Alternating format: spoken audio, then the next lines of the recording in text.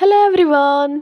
आज हम इस वीडियो में डिस्कस करने वाले हैं 25 जून 2024 के मोस्ट इम्पॉर्टेंट करंट अफेयर्स के क्वेश्चंस का। तो स्टार्ट करते हैं अपने फर्स्ट क्वेश्चन से। Who has become the director general of NTA यानी कि नेशनल टेस्टिंग एजेंसी के नए महानिदेशक कौन बने हैं? Option number A will be your correct answer, Pradeep Singh Kharola.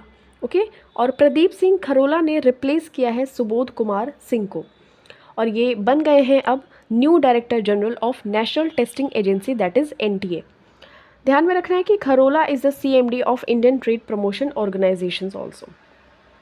National testing agency क्या है? तो नेशनल टेस्टिंग एजेंसी वर्तमान में अभी आपको देखने को मिल रहा होगा कि जैसे नीट के एग्ज़ाम्स, यूजीसी नेट के एग्ज़ाम्स, इतने बड़े बड़े एग्ज़ाम्स जो कि नेशनल टेस्टिंग एजेंसी कंडक्ट करवाती है उसको लीक किया जा रहा है। ठीक है, तो इस वजह से रिप्लेसमेंट की जा रही है डायरेक्टर जनरल्स की। और नेशनल टेस्टिंग एजेंसी, इसको 1860 का एक एक्ट आया था, इंडियन सोसाइटीज़ रजिस्ट्रेशन एक्ट, इसके अंडर में नवंबर 2017 में इस्टेब्लिश किया गया। ये एक ऑटोनॉमस बॉडी है और ये कंडक्ट करवाती है वेरियस टाइप के entrance examinations for admission to higher educational institutions. ठीक है, NEET, JEE, CTET, GATE, GPAT, GMAT, CAT, UGC NET and CSIR UGC NET, इस टाइप के एग्जाम्स कंडक्ट करवाती है नेशनल टेस्टिंग एजेंसी। ये जो एजेंसी है इसको चेयर किया जाता है, यानी कि इसके अध्यक्ष होते हैं एमिनेंट एजुकेशनलिस्ट, ये अपॉइंट करते हैं बाय द यूनियन मिनिस्ट्री, और करेंटली इसके चेयरपर्सन हैं प्रदीप कुमार जोशी। ठीक है, ये फॉर्मर चेयरमैन रह चुके हैं ऑफ यूपीएससी। अपॉइंटमेंट्स का रिवीजन कर लेते हैं। Chairman of the Indian institute of public administration, तो ये यूनियन मिनिस्टर हैं doctor Jitendra Singh. Vice chief of the army staff है lieutenant general NS Raja Subramani. MP Bhartruhari Mahtab, इनको अपॉइंट किया गया है as the pro tem speaker for the 18th Lok Sabha. Dhanlaxmi bank को अपॉइंट किया गया है, इसके अपॉइंट किए गए हैं अजित कुमार के एज मैनेजिंग डायरेक्टर। ठीक है, एमडी बने हैं of Dhanlaxmi bank. Cyril Ramaphosa, इन्होंने सिक्योर किया है second term as the president of South Africa. Ajit Doval, जो कि अगेन इंडिया के नेशनल सिक्योरिटी एडवाइज़र बने हैं for the third time. Mohan Charan Majhi, ये बीजेपी के फर्स्ट चीफ मिनिस्टर बने हैं फ्रॉम उड़ीसा। चंद्रबाबू नायडू, इन्होंने आंध्र प्रदेश के फोर्थ टाइम ये सीएम बने हैं। प्रेम सिंह तमांग, ये सिक्किम के सेकेंड टाइम सीएम बने हैं। नायब सिंह सैनी, ये हरियाणा के चीफ मिनिस्टर हैं। लेफ्टिनेंट जनरल उपेंद्र द्विवेदी, ये अपॉइंट किए गए हैं as vice chief of army staff. Ayyanna Patrudu Chintakayala has become the speaker of which state assembly? तो नाम से ही पता लग रहा है, ऑब्वियस सी बात है, ये आंध्र प्रदेश के होंगे। ओके, तो ध्यान में रखिएगा, इनको आंध्र प्रदेश के राज्य विधानसभा के अध्यक्ष के रूप में इनको नियुक्त किया गया है, और ये एमपी भी रह चुके हैं फ्रॉम अन्नाकपल्ली कॉन्स्टिट्यूंसी ड्यूरिंग 1996 टू 1998। ये सीनियर तेलुगु दसम पार्टी यानी कि टीडीपी के एमएलए हैं अय्यन्ना पत्रडू चिंताकायला। अब कॉन्स्टिट्यूशनल प्रोविजंस देख लेते हैं। तो आर्टिकल नंबर 93 में अपॉइंटमेंट है of speaker and deputy speaker of the house. Article 178, इसी की वजह से यही हम डिस्कस करना चाहते थे इसमें। ठीक है, तो 178 में अपॉइंटमेंट की जाती है of speaker and deputy speaker of the legislative assembly, और ये क्या इसके बने हैं, लेजिस्लेटिव असेंबली के ही बने हैं। आर्टिकल 94 में आता है the speaker of the Lok Sabha can be removed by a resolution passed by a clear majority of the house. ठीक है, नेक्स्ट देखिए, which country has officially recognised Palestine? तो इसका करेक्ट आंसर हो जाएगा अर्मेनिया। अर्मेनिया ने अब आधिकारिक तौर पर फ़िलिस्तीन को एक देश की मान्यता दे दी है।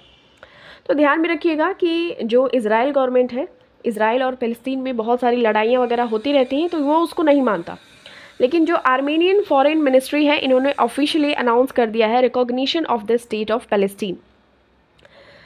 अब पैलेस्टीन को रिसेंटली बहुत मतलब मोर देन 145 कंट्रीज़ ने रिकॉग्नाइज़ किया है in all over world as a country.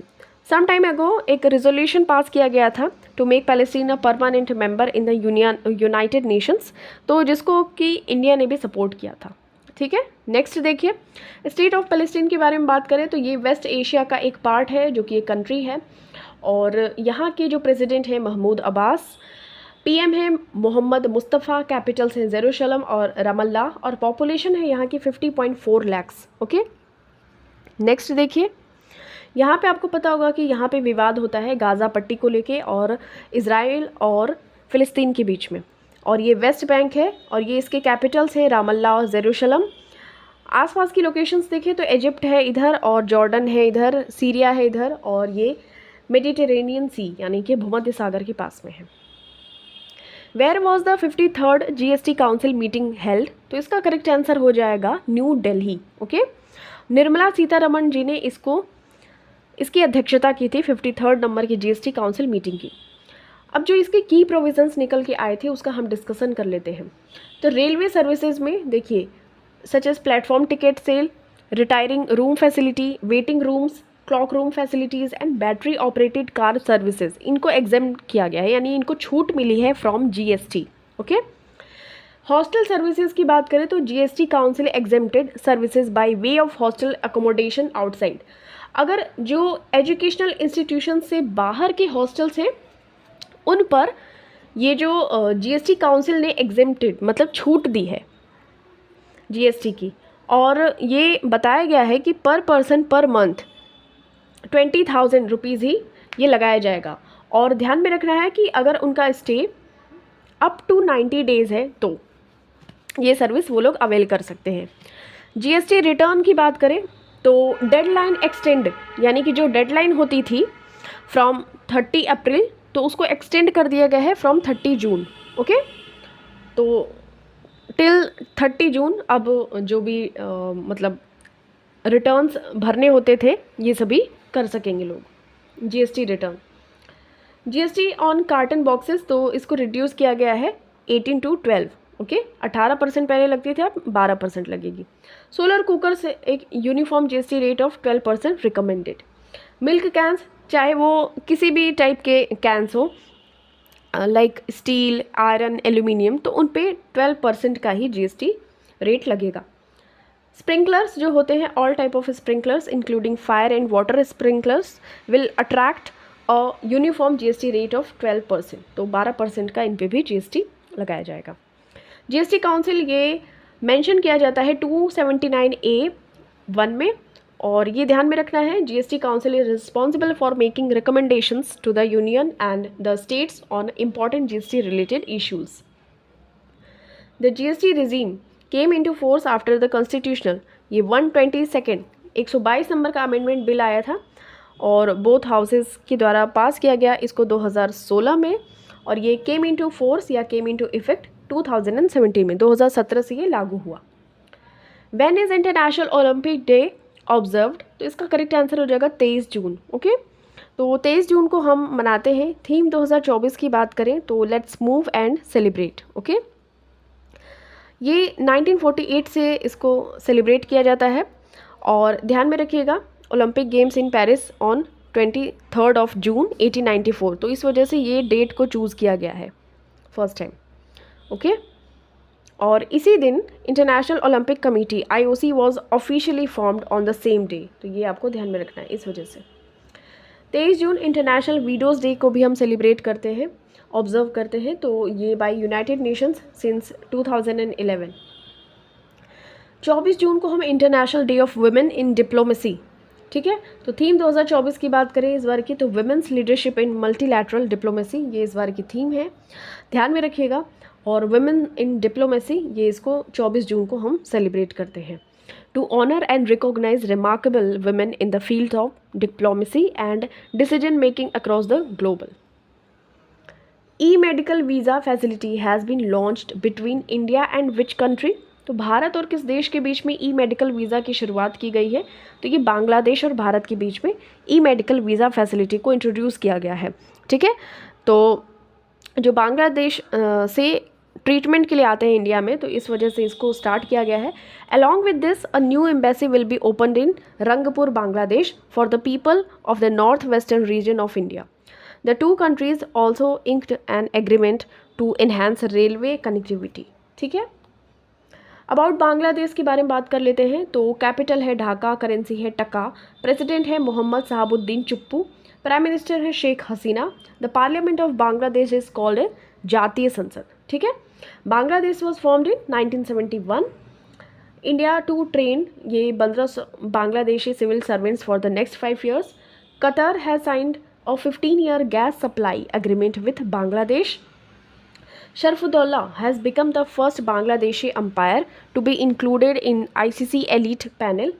The SAFF Women's Under-19 Championship has been jointly won by India and Bangladesh. Bongo Sagar जो अभ्यास हुआ था नेवल एक्सरसाइज, ये इंडिया और बांग्लादेश के बीच में होता है. जॉइंट एक्सरसाइज संप्रीति, ये इंडिया बांग्लादेश के बीच में होता है. टाइगर शार्क 40, ये एक्सरसाइज बांग्लादेश और यूएसए के बीच में होता है.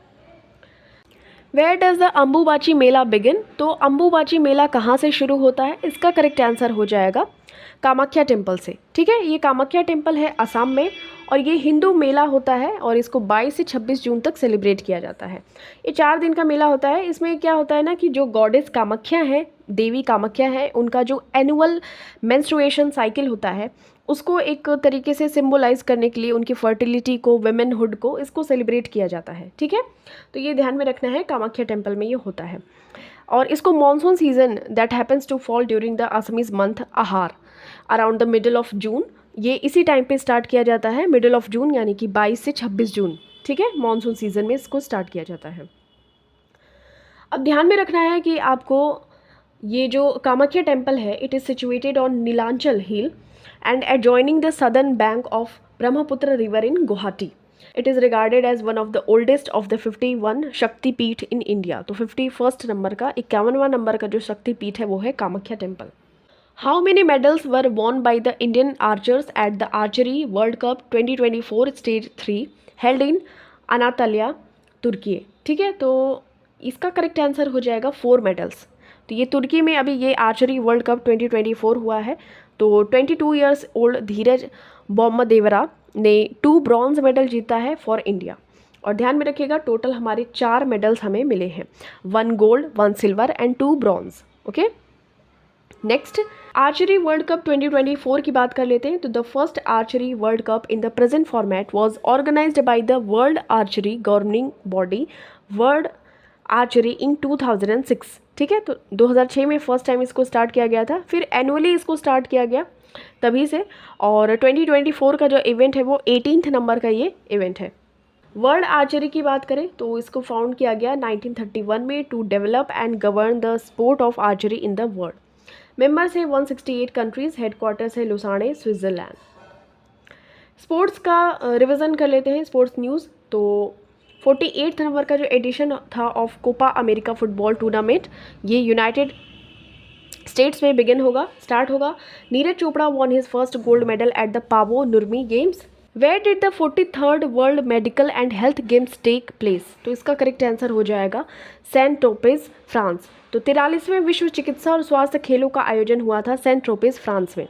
ध्यान में रखिएगा 4 armed forces medical service officers, lieutenant Sanjeev Malik, maj Anish George, captain Stephen Sebastian and captain Daniel James, इन्होंने क्लिंच किया यहाँ पे 32 medals including 19 gold at the 43rd World Medical and Health Games in Saint-Tropez, France. The event known as Olympic Games for Health Professionals. Okay. Where has the Indian Army opened the Khalubar War Memorial as a tribute to the heroes of the Kargil War? तो इसका correct answer हो जाएगा लद्दाख में. Okay, तो Indian army ने open किया है Khalubar war memorial को लद्दाख में और ये कॉमेमोरेट करने के लिए the 25th anniversary of Kargil Vijay Diwas. 26 जुलाई को हम जानते हैं कारगिल विजय दिवस के रूप में हम मनाते हैं और ये लोकेटेड है आर्यन वैली में. और ध्यान में रखना है कि जो ओपनिंग सेरेमनी है इसको इंक्लूड किया गया है एक track to battle site led by brigadier OP Yadav, ये रिटायर्ड हैं. ठीक है, तो ये ध्यान में रखना है आपको. कारगिल वॉर के बारे में बात कर लेते हैं. The Kargil war took place between May and July 1999 in the Kargil district of Jammu and Kashmir. It was fought between India and Pakistan after Pakistan soldiers and militants occupied key positions on the Indian side of the line of control. LOC के पास में जब उन्होंने कब्जा कर लिया था तभी. The war ended with India successfully reclaiming its territory. तो कारगिल विजय दिवस को हम 26 जुलाई को एवरी ईयर सेलिब्रेट करते हैं as a victory in the Kargil war. It honors the bravery and sacrifices of the Indian armed forces during the conflict. Now this question is for you. Surma Padhi has become the second woman speaker of which state? तो इसका correct answer आपको comment section में देना है। Thank you so much for watching this. मिलते हैं आपसे next video में। टिल देन टेक केयर, अपना खूब सारा ख्याल रखिए।